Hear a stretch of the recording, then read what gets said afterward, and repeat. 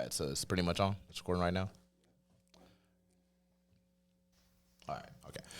Hello. This is another episode of the Mental Threads Podcast. This is episode 154. Of the Mental Threads Podcast. Today's date is July 7th, 2024. I'm here with GO79MAN. That's how it's pronounced? Yes, right. GO79MAN. Yes, GO79MAN. Okay. See, I first got into contact with GO79MAN at an Ase Wrestling event, started by Darius Lockhart. Yep. I've been to every Ase Wrestling event. You know, me personally, my brother, I started kind of just bringing him in. He started liking it and everything. I know you saw some kind of wild and everything. Do you ask you, how did you get in contact with Darius? Man, so, I'm going to say this right now, right? It is important to network with people. It's important to be outside. You know, it's important to have that real world connection, right? Mm-hmm. So I said it before I say this. Mm-hmm. So I'm going to give you the Cliff Notes or a shorthand version, right? So my wife, shout out to my wife, my lovely wife, her coworker knew Darius.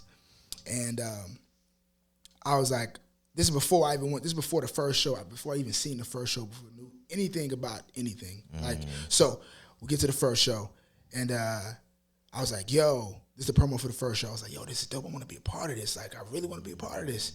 You know, nothing ever happened. People were busy. Things got, whatever. So, all right, cool. So I get to the first Ase joint, and I was, like, blown away from what I seen, the representation of people that look like me, doing something on a bigger scale, what I grew up watching as a kid. And I seen it, I was like, yo, this is crazy. Like, the whole thing is crazy. I was like, yo, I want to be a part of this. So I said, all right, I was going to holler at him then, but I said, you know what, no, he's busy, he's doing this thing, cool. Mm-hmm. I said, all right, I'm going to do what I do best. I'm going to make a song. So I said, all right, I'm going to make him a song. And that's it. So I made the song. My wife, she's one of my biggest fans. So she checked, she said, all right, I like this song. She played it for her coworker. Her coworker was like, yo, this is rocking. Mm-hmm. Then she sent it to Darius, and Darius was like, whoa, and then the rest is history. That's how it happened. So, like I said before, it pays. I'm saying pays, but you gotta come outside, man. You gotta interact with the people, because that's what matters. That's how you gonna get those real world connections. Like, social media is great. I love social media, right? There's certain things social media can't get you. Yeah. So social media sometimes can't get you access into these doors. You know what I mean? It don't matter if you got 20,000 followers. If you're not connecting and resonating with the people, those followers don't mean anything.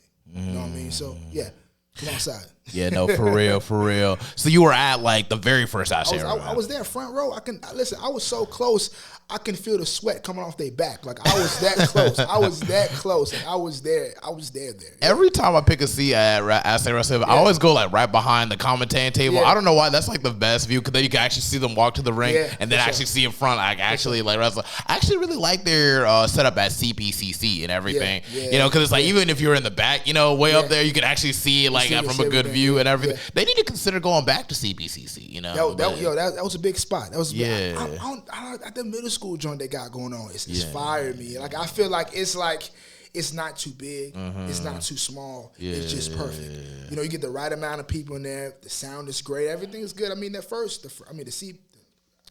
what you said. Yeah, that. CPCC. Yeah, I can't say it all at one time. But that was fire too. I was great. That setup was great as well. I just feel like the middle school joint was just like, it was that perfect touch. Like, but I do like that, what you're saying too. If it was televised, I feel like it would be best at CPCC. Because then it's like, you don't see, like, the logos or the middle school and everything. You know what I'm saying? I like the middle school too, because it's just, like, it's well light and everything. Sure. But I feel like if they were to actually go into a show, I was thinking about, like, and that's how I really want to touch base with there. He needs to consider, like, putting the show maybe on Tubi. If it's possible, like, maybe. Tubi be dope. Yeah, because it would be open to so many different audiences. And two, it's like most people watch Tubi than they do, like, any other streaming service. Because it's like, you ain't got to pay for it anyway. They just got ads and everything. So that's just about it. So you ain't got to pay for a subscription or nothing. So I feel like it would really open up to more audiences. Tubi's dope.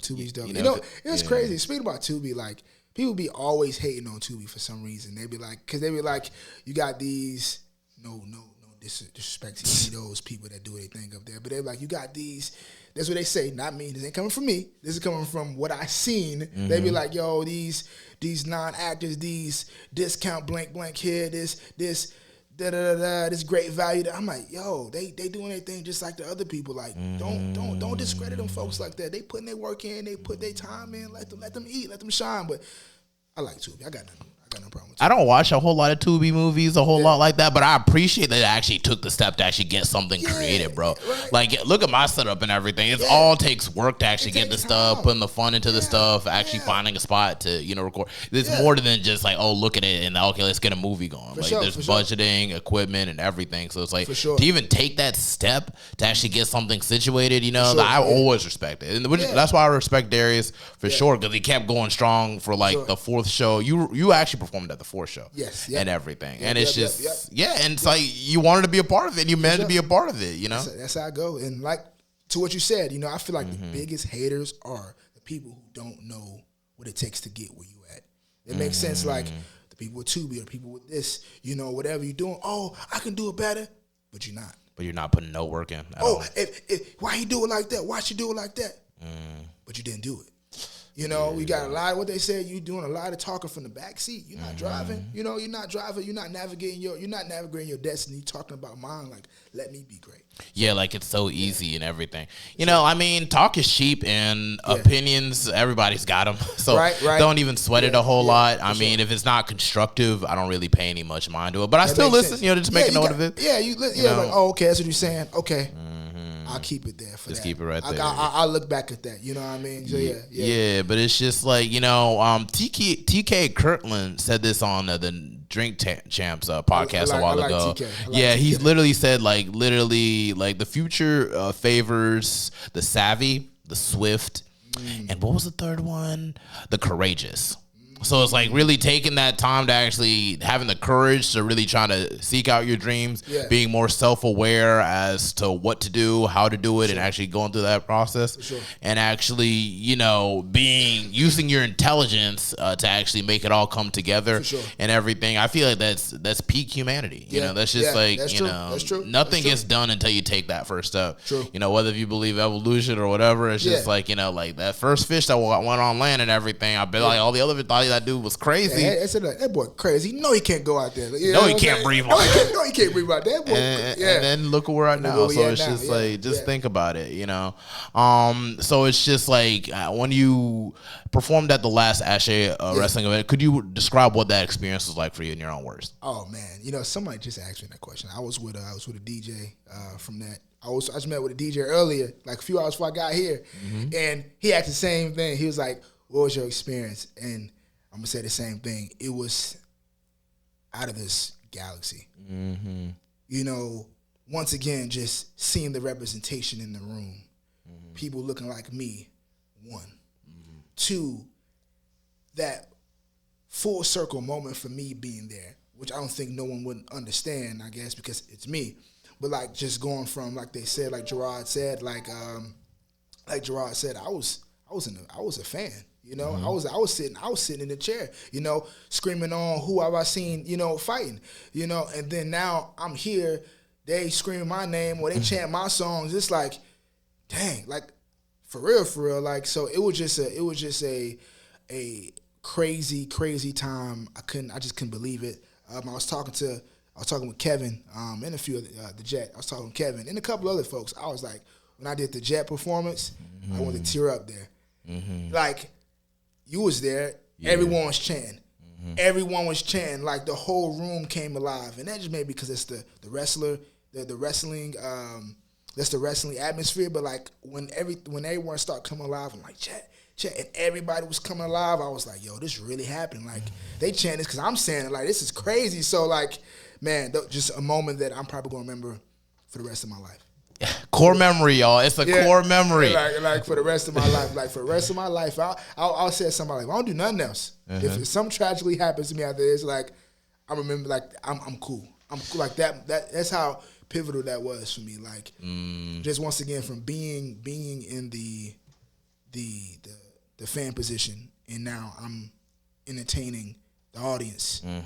That's a different feeling. You know what I mean? It's like, yo, dreams can come true. A lot of people like, you ain't no such thing as chasing dreams, or you got to like, I'm literally a fan. Literally, I spent $50-some for my seat, front. Like, I'm there. Like, I'm there, you know, and now I'm my name on the flyer. You know what I mean? Like dude, I'm in the middle of the poster. Like I'm right there. Like it'd be like that. No, real, seriously. real. Shout out to Darius Lockhart for coming up with something like Ase Wrestling and everything, bro. For sure. It's like it ain't nothing but core memories every time I show up. You know, it's like it's like there's like, oh wow, I seen D'Lo Brown. It's like, hey, that Noah Jose up there. Yeah, right. And it's just like then you see all these matches. I'm like, oh wow, this is so dope. Yeah, and then it's because of Ase, I actually got to meet Ron Simmons, Theodore Lung, for sure, Shelton Benjamin, for sure. and it's just all types of people. Yeah, and the woman that actually sang for Chris Jericho's entrance in AEW. Yeah. Like sometimes she was actually there in the front seat like one time. Man, that's crazy. And that's it's crazy. just like so many people. So many people. Yo, I didn't know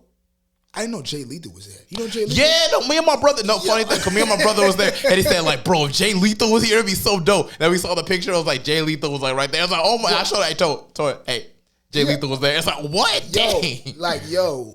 I'm walking backstage, right? Yeah. And I'm like, yo, who is it? He looked for me, but I'm like, I don't know. Like, I know Jay Lethal, right? But I was like, can't be him, right? I'm walking past him. Oh, what up? What's going on? You know, it's Jay Lethal. Like, I'm just sitting like he a regular person. Like, I mean, he probably is a regular person, but I'm just like, yo, this man's right here. Like, I'm right next to him. Like, this don't make sense. Like, where was he at? He was in the back, or was he up in the? He was in the back. In the stands, everything. No, he was in the back with us in the back. Like he was in the backpack. Like he was in the backpack. I was like, no matter. Yeah, I was like, what? He just chilling, like just chilling. I was like, oh, he's here. Oh, okay, cool. All right, dope. And I'm thinking like, if he just would have had cornrows, I feel like maybe I would.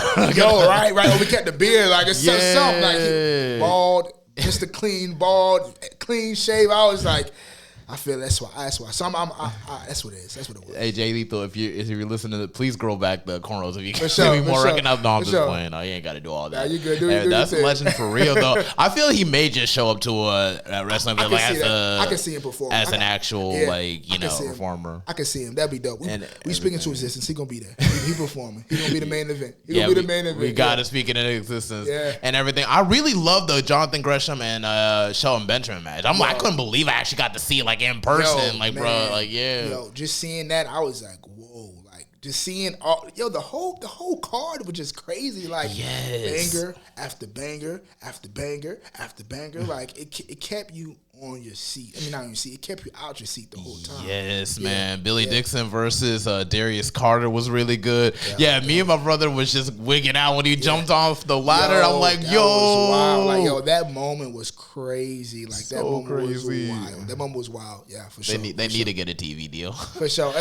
I'm pretty sure, like, you know, putting out content like this, it's only going to get, it's going to, the seeds are already sown. You know what I mean? Seriously. The seeds are planted. The foundation is there, right? Yeah. You know, greatness can only hit the truth, right? Greatness can only go unnoticed for so long. No, seriously. Like you put out great things, no matter what industry you in, right? You greatness can only go unnoticed for so long. Yeah. Somebody's going to see it. Someone's going to pick it up. Someone's going to get a part of it. You just got to put yourself out there. You know what I mean? Yeah. And that's when they say when the talent's going to show itself. You know what I mean? The work is going to show itself, and it's there.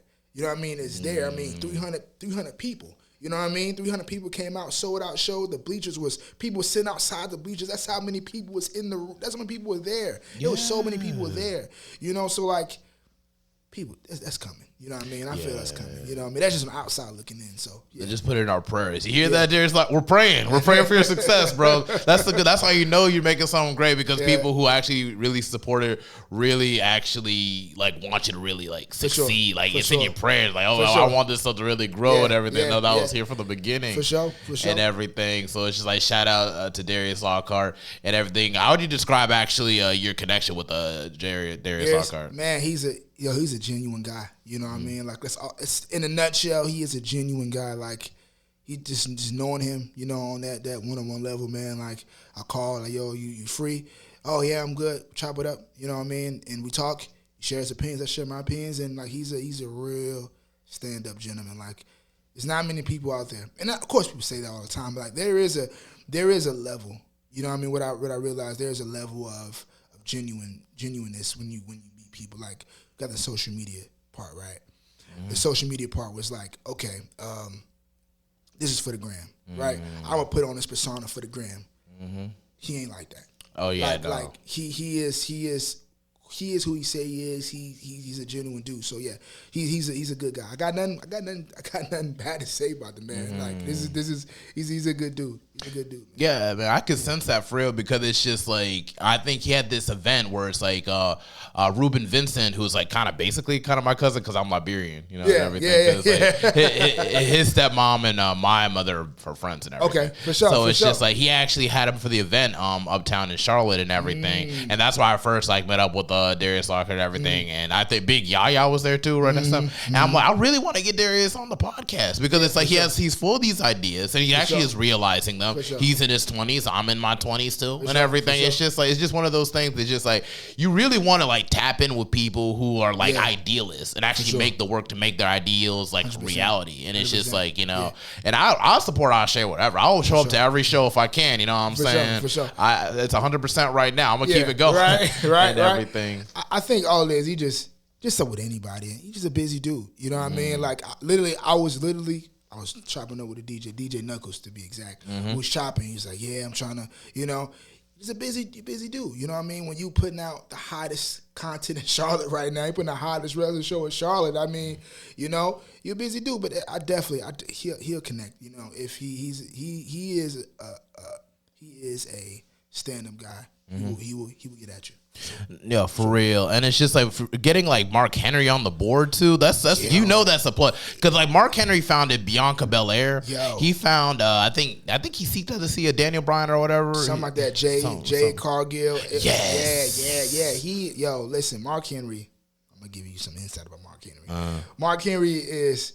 I don't know him at all, but like Mark Henry is my favorite wrestler. Oh, really? You know what I mean? That's like my favorite wrestler, and he actually commented on my post with the Power theme song joint, and I was like, I'm over there freaking out. Like, wait, I was at a dinner with my wife, and I was like, yo, Mark Henry just like commented on my joint, like this crazy. Like, yo, Marcus, that guy being on the board. Like when that news dropped, I was like, whoa. I was like, oh, this crazy. It's crazy here. So like, man, it's only up. It's only up, man. It is only up from there. So shout out to Ase once again.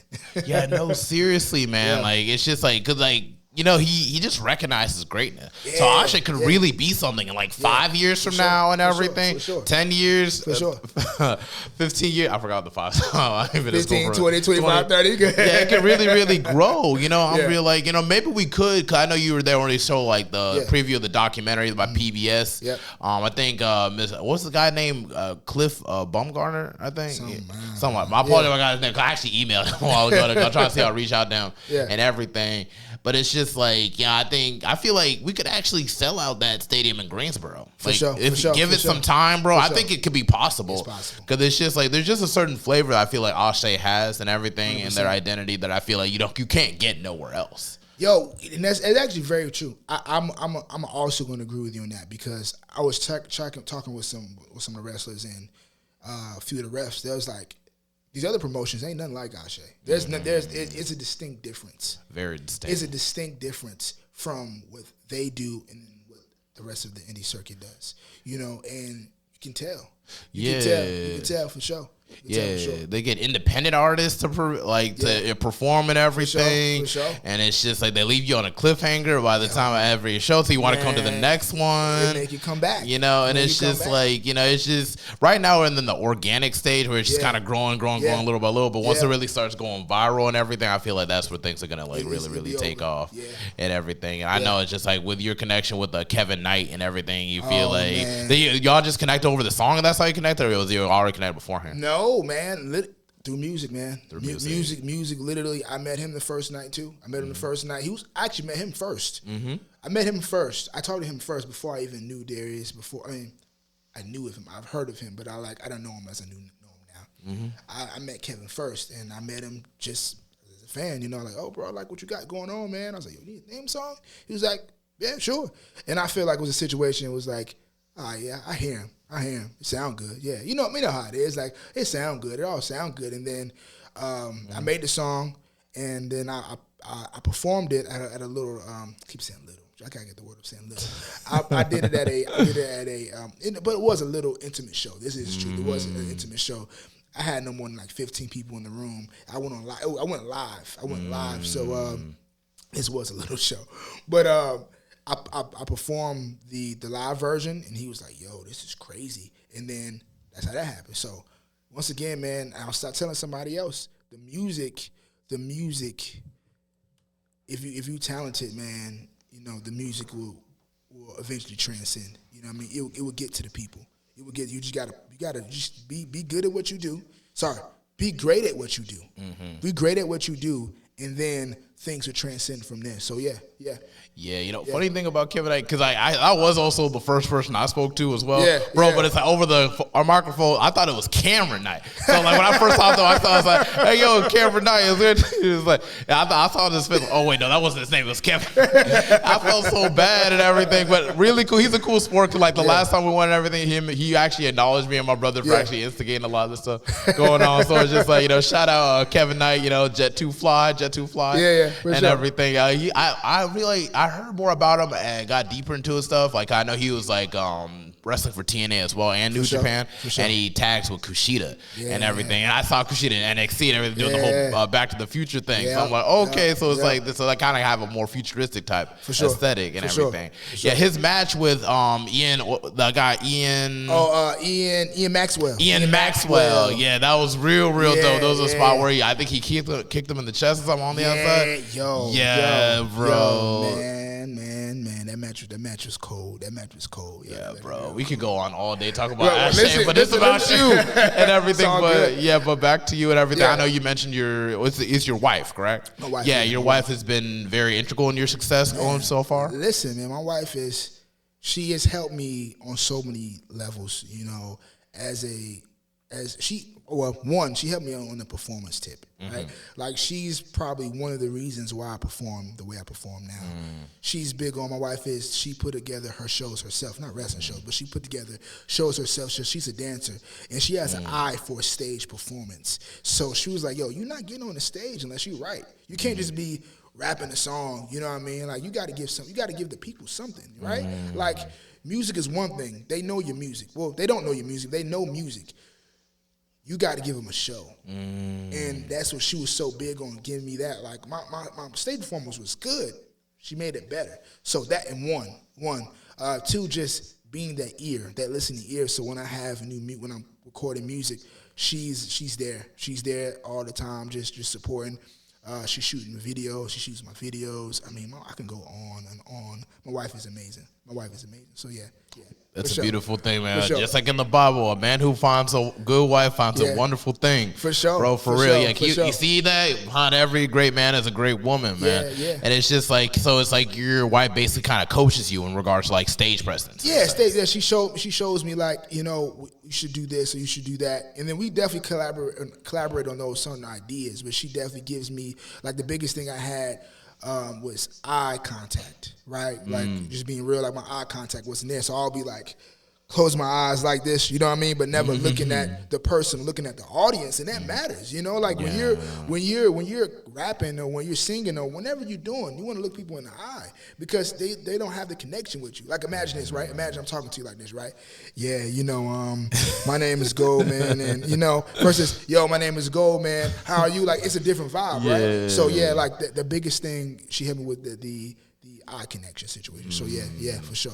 That's very, very good advice for real. Because you want to be able to see people can see you're sincere. You got to look them in the eye and everything. And I had to learn that, especially because, you know, I'm a security guard at a floor host, actually. Unarmed security guard for Onyx. So it's just like, you know, it's just one of those things. You can't be looking down when you're talking to people. You got to look them in the eye. Like, excuse me, sir. You know, you got to cut that down. You got to stop from that. You have to escort you out. You know, you got to be serious. So it's just like that eye contact, it demands respect. It demands attention. Like, you need to focus on me.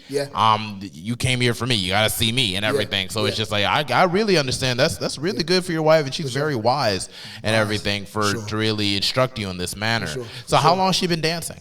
My wife been dancing all her life, man. All her life. Like, my wife's been dancing. For what she told me, she grew up, she taught herself how to dance looking at Michael Jackson. That's how she taught. For what I remember, babe, I messed the story up. My apologies. But what I remember was she danced. She taught herself how to dance by watching Michael Jackson. She wasn't professionally taught how to dance. She did it herself, you know. And Ever since she was a child, for what I remember, like I said, if I mess the story up, my bad. But for what I remember, yeah, that's it. So she's basically self-taught in her own right. For sure. So since she's a self-taught dancer, she just basically just. So does she teach by any chance? She teaches. Yeah, she teaches. She teaches dance at a. She teaches dance for elementary schools in the Raleigh, Durham Triangle area. Oh, okay, cool. Yeah. And does she like go to school for it basically, or? Did she go to school for that? No, she didn't go to college for it at all. She my wife is she's a real one. She's supposed to have a bachelor's degree or something like that. Man, my wife she navigated through it, man. That's my girl. Like she's real. She's one-on-one. Like she's gonna find a way to make it work. You know, yeah. So she's kind of like the Blanca equivalent, like from Super Street Fighter, but like for dancing. That's really cool. That's very, very creative. She has a huge insight for sure. I bet she's very, very insightful. Yeah, 100%. Yeah, that's really cool. And the fact that she can coach you into like a different genre, like just from music and everything, to kind of get that stage presence. Yeah, that's very, very dope.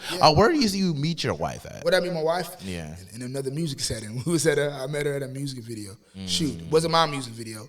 Just extras in the music video. It was a music video party, and we met there. Nothing came over too much, truth be told. Like, when I say nothing came over too much, we had a conversation, and I know she wanted to tell the story, so I'll tell a little bit of the story. So that's all right. We was at a music video party, and we was like a little powwow, a little circle. We was talking about politics and stuff, and we was talking and everything, and then out of nowhere, this is when this thing was popping. I was looking like, yo, what are those? And like, I wasn't playing her. It just at the time. They're like, oh, yo, he frying her by her shoes or something. I was like, nah, I literally genuinely was interested. But she was like, they're from Aldo? I like, yeah, she was like kind of defending herself. And like, it was cute. And I was like, nah, I wasn't trying to like come at her. Her shoes are really fly. Like, she had some wings. They literally were fly. She literally had wings on her shoes. Like, they literally were fly. And then that's how we met. And then like a few months later, I did a show. I wasn't actually, let me be frank. I was at my homie show, and when I was at my homie show, a beat played, and I just started freestyling. I started freestyling, and then it got wind on camera. One of her homegirls was there, and like she DM'd me like, "Oh, I know you make music." I'm like, "Yeah," and then like ever since then we just hit it off.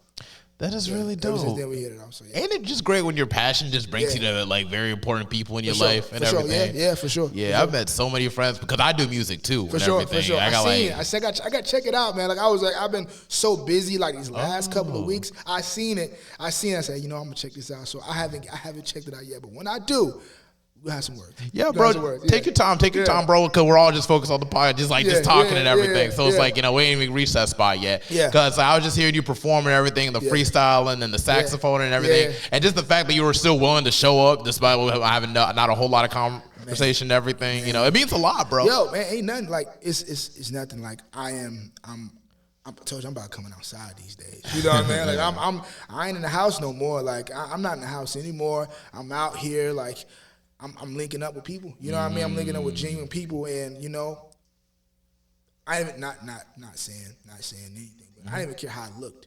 Like if I'm here, we're gonna make it work. You know what I mean? And it's dope. This is dope. So like, I was like, usually before I used to do my research if I do anything, and I still do. But like this here, like I just went out on a limb. You know what I mean? Like I ain't never met in my life. I remember seeing you was in the front. You was in the front 12. I was like, I bet. And I see you vibing. I was like, all right, I'm gonna just go on a limb. Like, you know what I mean? If I get kidnapped, it is what it is. I mean, hey, my wife got my location. We'll figure it out. Well, it's good to know that this is no kidnapping situation. It's very much a legitimate situation. Yeah, right. Hey, I probably should just send you a link to the actual podcast beforehand. So we kind of skipped so many. Wouldn't be a bad idea. Yeah, wouldn't be a bad idea. Skipped a whole lot of steps with this one. So it's just like, but it's good to know that we're still catching on pretty well. For sure. Back to just going to you and everything. I know you spoke before we got to speaking and everything. You spoke about how your life was like growing up in Chicago before coming down to North Carolina. You spent half your life in Chicago before North Carolina. Can you describe what that experience was like for you from Chicago to North Carolina? So like for what I remember,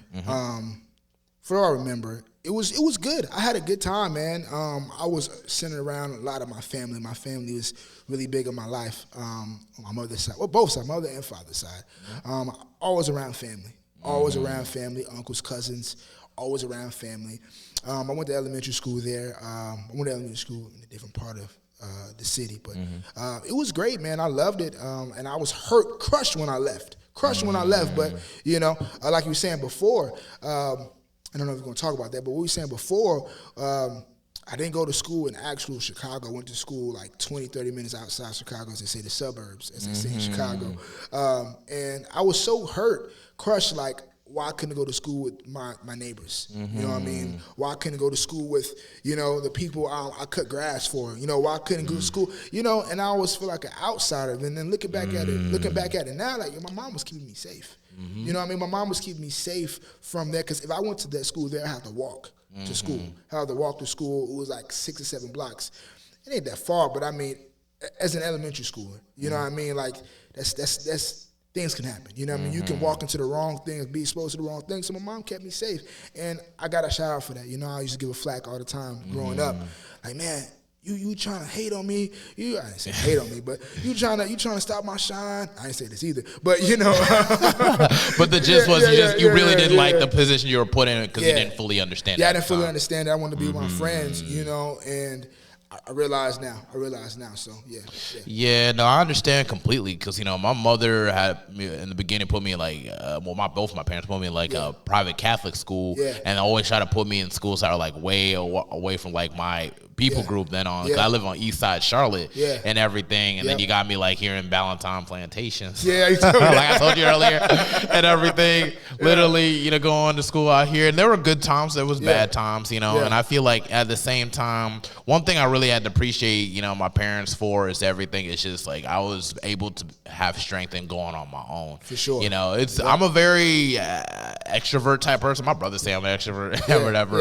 I feel like more of an ambivert. But at the same token, it's just like I feel like it's very important to kind of just go in your own lane. I feel like, you don't have to be around where everybody goes. You don't have to go the same way everybody goes. True. Sometimes it's good to just see things from a different perspective. And, you can be able to provide that. There are probably people out there who are watching this interview who probably went through the same experience, who are unheard. Sure. And, people don't understand, like, the difference is just kind of when you feel like you're isolated from, like, your side of things and stuff like that. But at the same time, at least you had friends in the neighborhood. That you're still vacant there and everything. You didn't feel too isolated. You just had to go somewhere else. You had to go somewhere else. Like, we just didn't go to school, so I didn't know none of the stories when I got off the school bus. But when we was in the neighborhood, we was all good. Yeah. And that's a blessing. And in your connection to, like, where exactly did your love for hip hop really started, and like where was the step where really started where you really started putting yourself in the mix of hip hop? Oh man, 3rd grade, like when I started making poetry, and that was like my intro to putting words together. I ran this poetry contest in 3rd grade, and like that kind of started there. And then hip hop was just always around. I mean, like you can't. Just like with music always been around. It always been played. My dad listened to music. My mom listened to hip hop. My uncles. I mean, like, so it wasn't nothing hidden from me. And then I just knew. I said, I'm gonna do it. I liked it. I feel like I had something to say, and I did it. And then just fast forwarding things. So 3rd grade, I started recording my first song at age 15. 15. I remember I had a job. I worked at a candy store. Later, I worked at a candy store. I was selling candy. At Walmart. Get like those big Sam's Club. I'm sorry, I used to go get those big bulk size candy bars. I used to sell those candy bars. I used to work at a candy store. I used to do people's homework, do whatever I needed to do to get money for studio time. Pay for my own studio time, right? I didn't ask my mama for it. I didn't do any of that. Like I did it on my own. Like I literally grinded to get my own studio time. At 15, I was sophomore year of high school. That's when I first started recording music. And then like when I first heard my voice, I was like, oh yeah, this you ain't get me off the mic now. So and that's kind of like how I started. And that's how I started. And then when I really began being serious, as they say, 2015, I put out Worthy, the record you was talking about earlier. Okay. I put out Worthy was my first single, and it was one of my biggest records, my biggest records. And then I seen that there, I was like, oh, they hearing me now. People actually see it. They hear me now. Like, and I was like, okay, this is it. This is it. So that's in a nutshell. I mean, like the message story. Yeah. And it's just like, so from that transition from Chicago to North Carolina, what year of age did you leave Chicago and go to North Carolina? I was 12. 12. So a little over half my life. Actually, yeah, I'm 30 now. So it happened 12 years there, 18 years here. So yeah, over half my life. Yeah, I'm saying. So about like middle school, that's where you bounced and everything? Yeah, middle school. Okay, and like, could you describe what the growing pains was like going with that? You know, what were some things you're leaving behind? I know you mentioned you were a little bit sad when you first left, right? I was sad, man. You know, I had some crushes, you know, I was leaving behind, you know. Nothing like your wife, though. Yeah, no, my wife. At the time, I was a kid, you know. Yeah. I'm leaving my crush, and you know, most importantly, like I said before, my family, like all my family was there, you know. Well, most of my family, the ones I grew up with, the ones that we played hide go seek with. Yeah. You know, my uncles was there. You know, my grandmother was there. A lot of people were there, and I was like, dang, I'm leaving them. You know what I mean? I'm going to a place that I'm not really for sure of. I've heard of it, and I spent time in North Carolina when I was a kid for like a year, kindergarten, and I left. I don't remember much. Like we was there for a little bit, and then we left back home to Chicago. So like I don't know much. Now I'm in middle school. Like I'm learning things. I'm becoming a man. Like I didn't know much, you know. But now like so yeah, that was it. Yeah, just leaving friends and family behind, and you know just the comfort of my home that I called for the last 10 years at the time. So yeah. Hey, could you describe the transition like going into North Carolina? Because I know you went straight to Raleigh, right? Straight up to Raleigh. Yeah. And really, how was that transition? You know, just trying to get used to the area, the southern heat and everything. Yo, the heat is disrespectful. You see this look on my face? The heat, disrespect. You see, disrespectful. The heat is disrespectful, man. Sorry. The transitioning, right? Like, so I'll just be up front. Like, it's a clear difference, especially when I came. Like, Raleigh was progressive, but it wasn't progressive as it was like, I don't know, when I came here back in 2004, 2005. Like, it was different. It was different. Like, it was different. At the time when I came, like, they still just, I don't think they even had the shoulder on the road when back in 2005. Like, you know, the little rumble strips. They didn't have like, it was coming up. Like, it was coming up. It wasn't what it was now. And it was tough. It was tough getting adjusted to everything.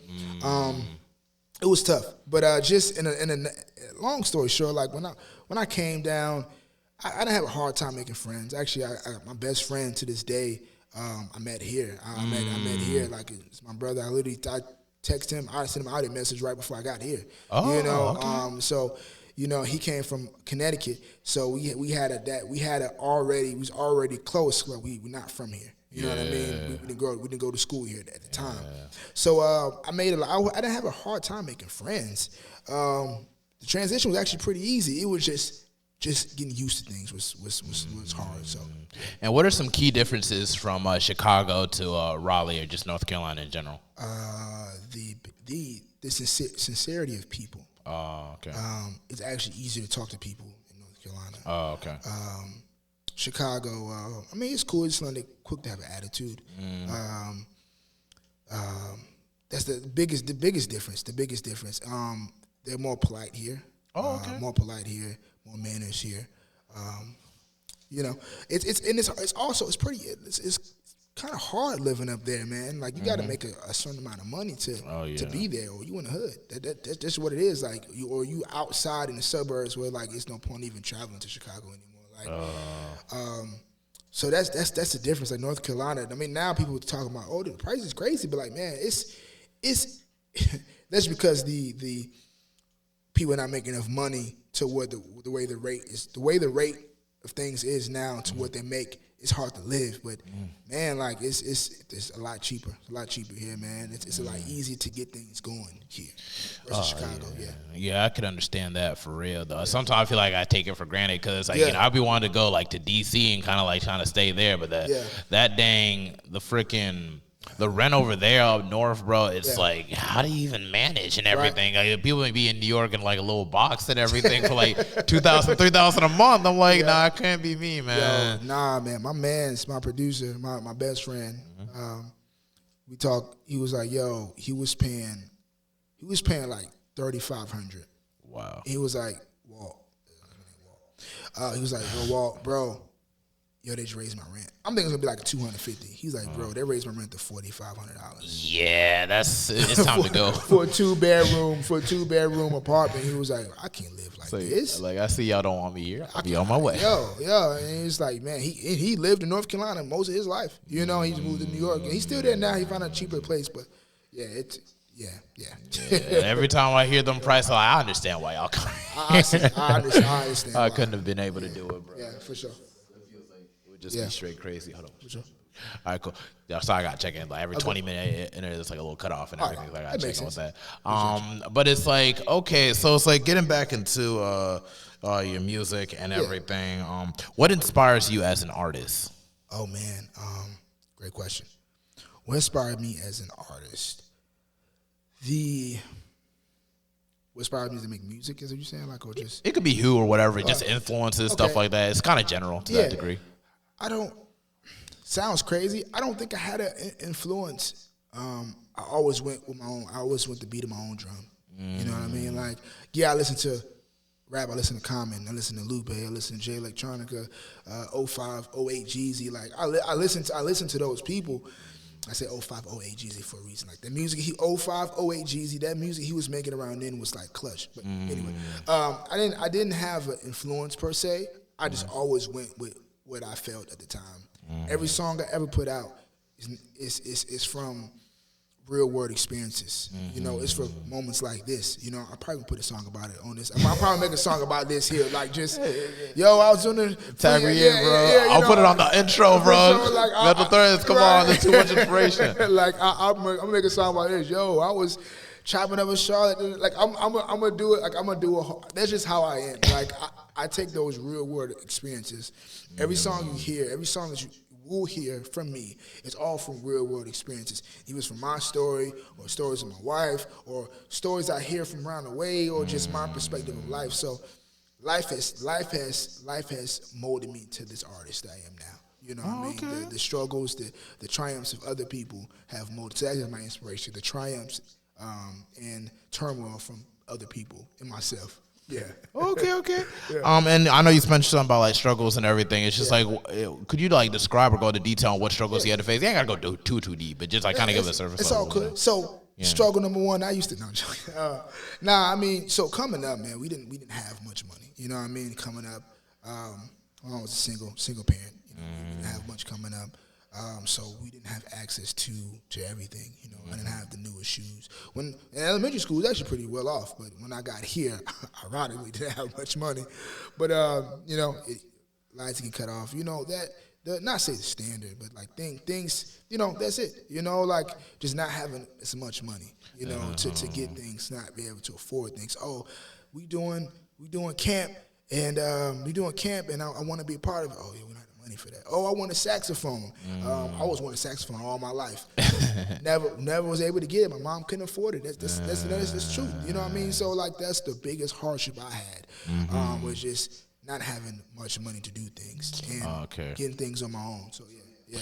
Okay, well, I see it kind of motivated you because, as you said, you would work at a candy shop and everything. You're just getting all your own money and everything to really fund your project.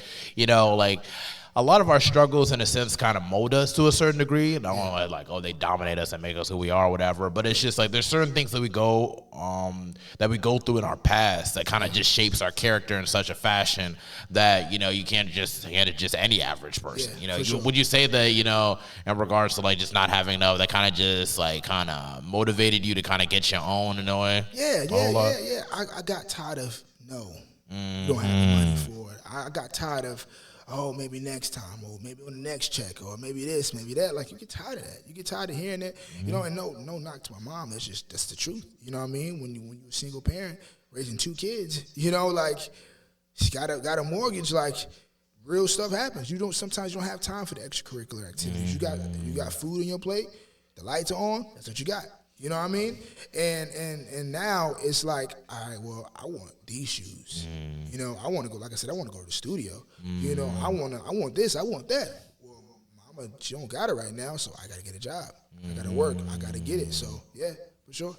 Yeah, dude, that's amazing and everything. And like now you're about to go to like a music video with the Darius Lockhart, which we mentioned several times. Now. That's how you know he's coming on this podcast eventually one day. Yeah, speaking to existence, he's coming. He'll be here. He'll be here real soon. Very soon. And everything. And it's just for the Power music video. Just for the Power, just the Power. Just get some content for that. What content? Whatever you say, whatever word you want to use. But yeah, we're just getting some content for that. So we can put it all together and put it out. So yeah, that's really dope. That's like now you're kind of growing into the brand now. It's just I feel like the more we put ourselves into it, the more we kind of grow into the brand ourselves because you know the fans kind of make it or break it. You know, would you say you've been a wrestling fan for a very long time?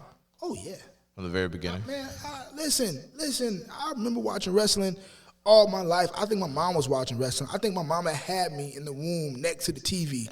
Like I think I can hear who was it back in the 90s? Whoever was in the 90s, early 90s, I remember hearing their voice. I remember hearing their voice. Seriously. It's like all my life, man. I've been tuned to wrestling all my life, man. There's not a moment I missed. You know, funny thing, I think my earliest memory regarding wrestling was one of my first memories. Yeah. It was when Kurt Angle / Stone Cold Steve Austin with the milk on the milk truck. Yeah, milk truck. Yeah, that's my earliest memory because it's just like, I always watch. I'm like, where the milkman? I used to always call him the milkman. I used to never call him Kurt Angle. And it's like I used to always remember The Rock. I don't understand why, but it was just like I just always remembered him.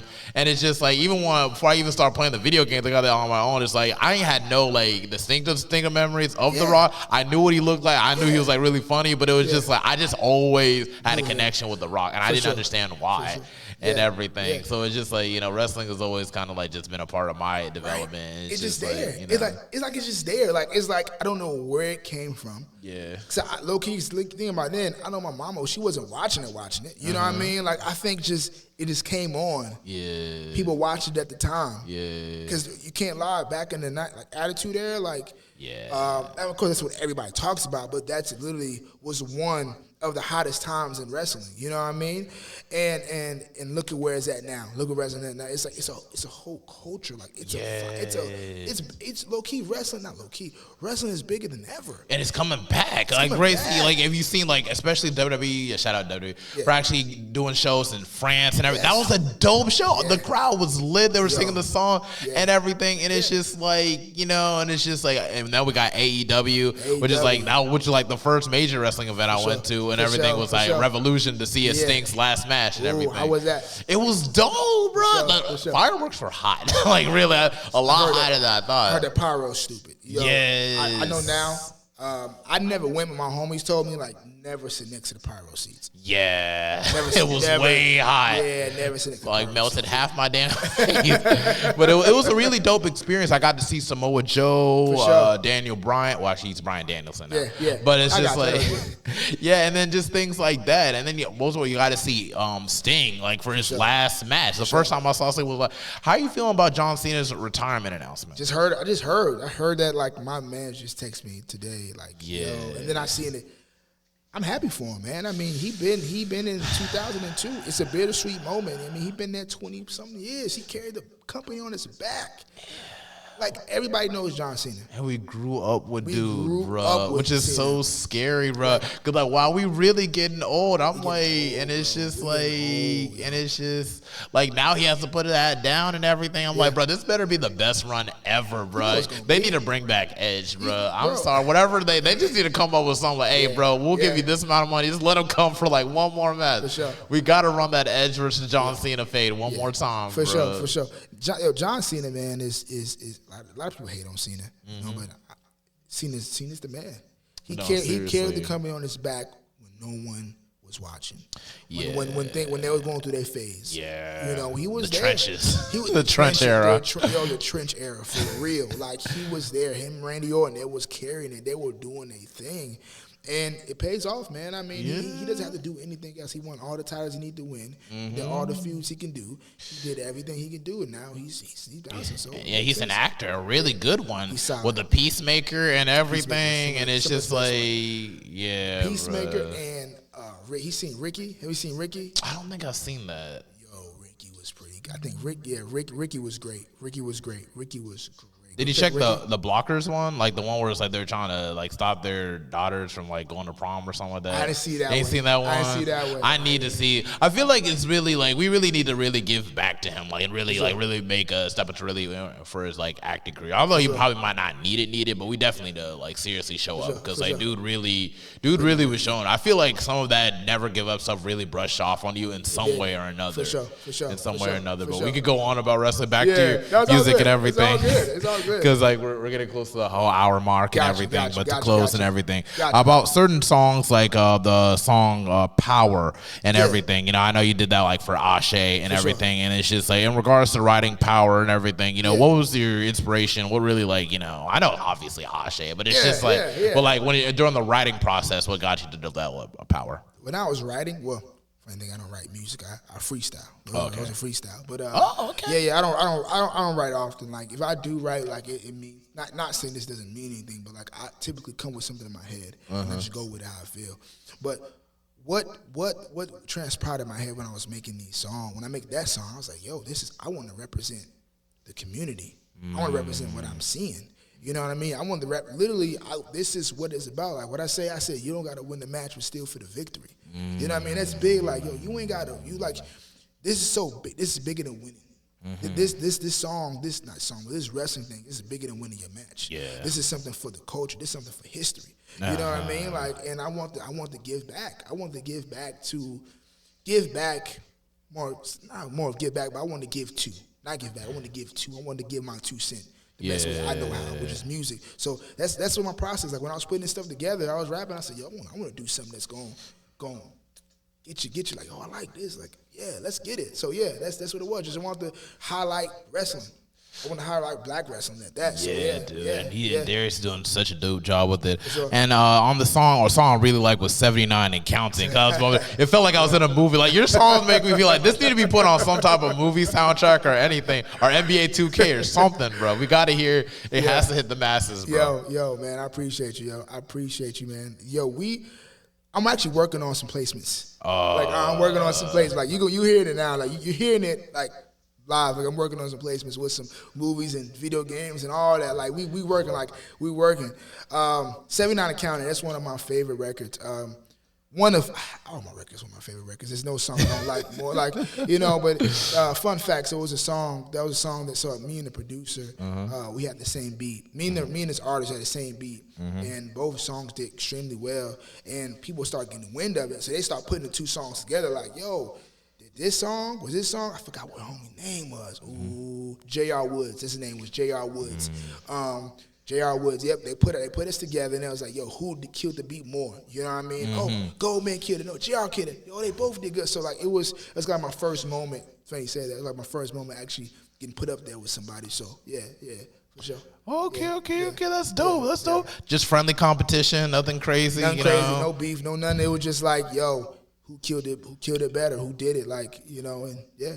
Yeah, I also like Don't Talk to Me to Death. Don't Talk Me to Death. Yeah, that was a really dope song and everything. A lot of your beat selection is just like, so like you don't do the production, right? Who does the production? No. So man, I wish I made beats. I do everything else. I record, mix, master, I do all that, but I don't make beats. Don't make the beats. All depends. Like Glace, my homie, he makes beats. My boy, he goes by Kendrick Terrell, but his name was Brother's Keeper at the time. That's who make Don't Talk Me to Death. Man, another guy, rest in peace to my homie. He made a beat. Man, that was crazy when he passed. They made Worthy. He's gone. He's gone now. But yeah, man, it's I send my condolences. My apologies for that, sir. It's all good. And then who else? I mean, I got so many producers, man. Like I said, Juno. I like Juno from YouTube. Juno, man. Everybody just, so it's a lot of people. Batman. So many people. You should check out Epic the Dawn. I don't know if you heard of him. I got records with him. I got records with Epic. Him, Epic, and what's his homie name? What's homie's name? We just talking. He gonna kill me. The Artist, I forgot his name. The Artist. You know, I be listening to YouTube instrumentals too, bro. You know, when people bring up other, I'm just sorry. I don't mean to wig out. I just like, bro, I be listening to it all the time, bro. Yeah. I got records with them. We was actually talking. He sent me like mad beats. He was like, yo, check these out. I'm like, oh man, it's dope. So y'all made something to your joint. He's like, word, and he sings like, yo, he's crazy. Like, so yeah, no, I'm definitely tapped into the YouTube community for sure. That is so cool. Yeah, I'm tapped into the YouTube community. I'm everywhere. You know what I mean? Everywhere. Like whatever I get them, wherever I can get them from, wherever I get them to, my friends, or I got connects with some big people. So it all depends, man. Like I go from everywhere, bro. Everywhere, bro. That is so cool, yo, bro. If I see my mixtape, you think you put a good word in for me? For sure, man. You send it to me. Whatever you want, bro. Whatever you need from me, man. Whatever you need from me, man. I do my best. Yeah, because I appreciate good production and good art, bro. And just to know that you tap in with a lot of these people so that you're already made for greatness, bro. Because it's just like, you know, that YouTube community of beats and stuff, even though a lot of people have access to it and listen to it, few people could actually make something great out of it at the same time. And it seems like you're pretty much familiarized with doing that and everything. And I'm back on the song Worthy and everything, because that was like your first. And was that like your first hit to a certain degree, or was it just like first hit? Okay, and it's just that was just really, really dope and everything. I feel there was like some gospel elements, so you kind of put some gospel elements into it. The Florida Mass Choir. I'm sorry, the Florida Mass Choir, and it was Kelly Portis. That's his name. I'm sorry, Kelly Portis. God rest his soul, Kelly Portis. He sampled the Florida Mass Choir, and when it come on, you've been proving yourself to me. Like, it was a smash. Like, I knew when I heard it, I said, it's over. It's over. It's over, man. And that's how that went. I ain't gonna lie, bro. I felt bad for missing church today because I had to sleep in. And I was like, okay, I'm redeemed. I'm okay. I promise. I don't even mean to be jokes. You good. It was really well balanced and everything, and it's just like, you know. Well, I feel like you as an artist and everything, even though it's like Raleigh's and like, you know, out there. You know, J. Cole came from Fayetteville, and I didn't know what Fayetteville was until I do really. And I've been living in North Carolina all my life until you really put it out there and everything. And it's just like, even though like you were born in Chicago and everything, but I feel like you've made a whole lot of roots here in North Carolina, a whole lot. North Carolina's my home, man. Like, I'm not one of those folks who, I rep Chicago. That's all. Like, no. You can rep both. You can rep both. Like, I just like now. Actually, I'm getting back into more in the hip hop Chicago scene now. But like, I rep both. But North Carolina's my home, man. Like, that's why I be trying to learn how to drive. I mean, I lost my virginity in North Carolina. I mean, like, so much has happened in North Carolina. You know, I'm just like, for real. Yeah. Like, this is just where I'm at. So this is where you became a man at. You know what I'm saying? It's just, I feel like North Carolina. What I really like about North Carolina, even though you've actually gained a whole lot of interest in Charlotte specifically, you know, I feel like it's just like we're going through a whole lot of changes. For sure. A lot of people are coming down here. For sure. I've seen that they're doing things to switch up things in the North Carolina, the Panthers and the Hornets management teams are starting to like kind of switch up a little bit more to be more productive. For sure. You know, I feel like everybody's mindset is starting to really set to a more growth mindset now, and I feel like people are really starting to call to action and really take that step, but actually making something happen. Like, you know, you see me with the podcast and everything. You're doing your thing with Ase, with the music and introducing it in Ase, and then Ase becoming his thing too. That's wrestling, music, and even on the podcast side of things. You know, I feel like our network is growing. We're becoming a lot larger, more connected, and I feel like we could really take that momentum to become something bigger. And I feel like you could really be a huge figurehead in that movement for sure. Hey, listen, man, I appreciate it. You know, I for real, like, I only tell the truth, man. I don't bullshit you for a little bit, man. Honestly, man, I appreciate the love, man. Like, that's always been my goal, just to be the staple. You know what I mean? Just to be like, yo, what's music? Who's hip hop here? Like, Goldman, it's me. You know what I mean? Like, yo, who out in Charlotte? Like, I want to just be known for just putting together quality music and even a better performance. That's how I look at, like, great music, but even a better performance. And you're doing it all well, authentically, and everything. And that's really going to catch on with a lot of people. For sure. And everything, and just showing up. And just even coming here, bro. It's just like, we didn't even know each other from a can of paint. I didn't even send you a link to the podcast. It's like, hey, I'm going to have this conversation. I'm going to do it. Bro, like I said, I wasn't supposed to be here, bro. Like, we weren't supposed to link up to next month, end of the month. You know what I mean? Because I'm like, yo, bro, I'm not coming back to the 20th or something like that for the Ase joint. Yeah. And then I was like, I'm here now. You know what I mean? Let's get something going. And that's what I was worried about setting up time and everything. Will everybody have time? Will I be able to make it? Will he be able to make it? Will Tay be able to make it? Yeah. So it's like everything aligned perfectly. For sure. I feel like this has been a really, really dope conversation and everything. Man. How would you feel on your side of things? Oh, this is dope. Listen, I'm elated. You know what I mean? Like this is amazing, bro. Like the setup, everything is dope. Everything was genuine. It wasn't like we didn't want. You didn't send me no questions. I mean, nothing like this is all from the top of the dome. Yeah. You know what I mean? Like, of course, you got your question you want to ask, but like everything was like nothing rehearsed. You know what I mean? We came here, we got the camera rolling, lights on. It's time to make some magic. So that's what it was. And that's how I like. I just want to hear from people's background and everything, get the perspective on matters. I love it when people are engaging like this and talking everything. So I feel like I'm not the one that's talking about it. So where you from? Chicago. What you got in the music? Oh yeah, all right. Because I like it. I like it. Oh, so who your inspiration? I've had an interview like that, bro, and I was so frustrated. I'm like, come on. Give me something. Give me something. And it's just like, just love the energy and everything. Love where you're taking this music thing. For sure. Before we go off, do you have any words you want to let the audience know before we go off? Oh, all right. So here we go. The New Route EP. You'll hear it first. The New Route EP, October 25th, I want to say. If that's not the right date, it's in October, sometime in October. I know it's coming. I'm telling y'all right now, I have the best album coming out. And I know you people going to say, oh, no, the best album coming out. What I got in the works for this, undeniable. Quality, consistency, the story, everything in the package is going to be the best. So I'm saying it right now. The New Route EP, October, sometime in October. Oh, okay. I would say this. The single is dropping. I do have this. The single is dropping. August 27th. The New Route single is dropping October 27th. Oh, I'm sorry, August 27th. August 27th. So yeah, be ready. Single in August, project in October. You heard it first here. Let's get it. Mr. GO79MAN here from Raleigh, born in Chicago. What up, though? Yeah, sewing in, and now we are sewing out for the Mental Threads podcast. I appreciate you for hopping on, sir. Ain't nothing to it. Okay, take care. Peace. I want to say thank you again for pulling up. Bro, thank you, man. No, for real, bro. That was a great conversation.